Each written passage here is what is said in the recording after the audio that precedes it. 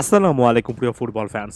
Paris Saint জার্মের বিপক্ষে second লেগে মুখ থুবড়ে পড়ার পর বার্সাতে একেবারে থমথমে একটা আবহাওয়া বিরাজ করছে এবং নিঃসন্দেহে বলতে পারি অধিকাংশ কুলার বার্সা ফ্যানদের হৃদয়ে রক্তক্ষরণ এখনো থামেনি।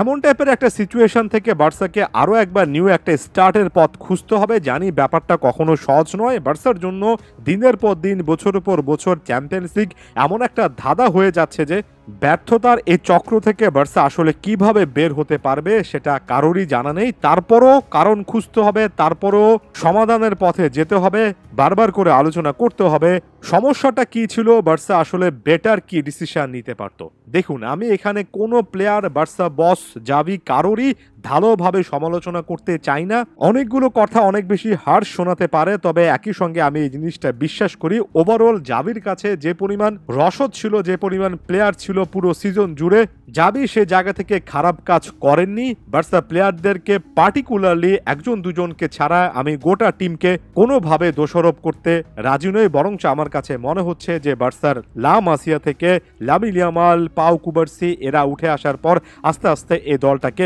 ব্যালেন্সড মনে হচ্ছে।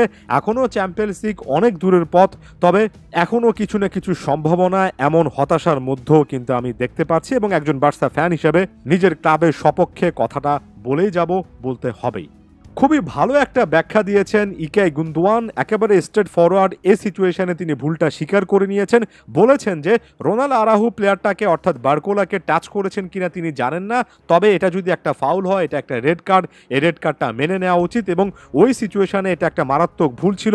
ওই জায়গায় যদি তিনি থাকতেন তিনি হয়তোবা প্লেয়ারটাকে ছেড়ে দিতেন, ফাউলটা কমিট করতেন না, গোলটা কনসিড করতেন। তারপরও বার্সায় খেলায় থাকতো, 4-3 স্কোর লাইন থাকতো। ওভারঅল অ্যাগ্রেগেটে বার্সার চান্সেস ছিল একজন কম নিয়ে বার্সাকে এতগুলো মিনিট খেলতে হতো না।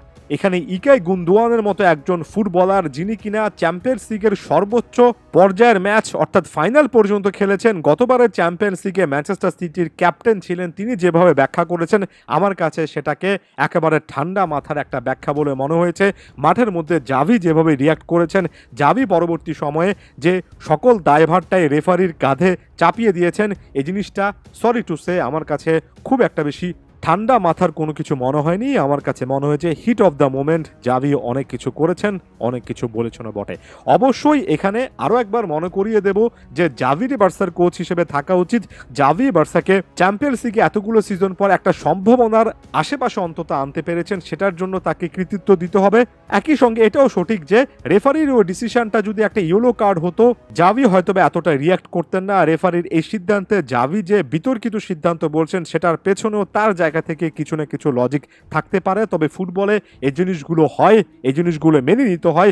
এই জিনিসগুলো হওয়ার পরে আপনি মাঠের মধ্যে কিভাবে রিয়াক্ট করবেন, কিভাবে প্ল্যান করবেন, সেটাই আপনাকে একজন ভালো মানের কোচের ওই গণ্ডিটা পেরিয়ে একজন বিশ্বমানের একজন মাস্টার মাইন্ড কোচ বানাবে।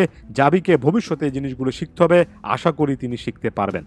অনেকে এই জিনিসটা বলছেন যে লেভানডফস্কি যিনি কিনা একাধিক সময়ে সেলফিশ ডিসপ্লে দিয়েছেন, তাকে যদি উঠিয়ে নেওয়া হতো, লামিন ইয়ামালকে যদি রাখা হতো, ওই ডেয়ার ডেভিল খুবই কঠিন একটা সিদ্ধান্ত যদি জাভি নিতে পারতেন তাহলে হয়তোবা বার্সার আরও চান্সেস থাকতো। কারণ পুরো ম্যাচে লামিন ইয়ামাল স্যাক্রিফাইসড হওয়ার আগে একটা বারই বল পেয়েছেন এবং সেখান থেকে দুর্দান্তভাবে তিনি কিন্তু রাফিনাকে দিয়ে গোলটা করিয়েছেন।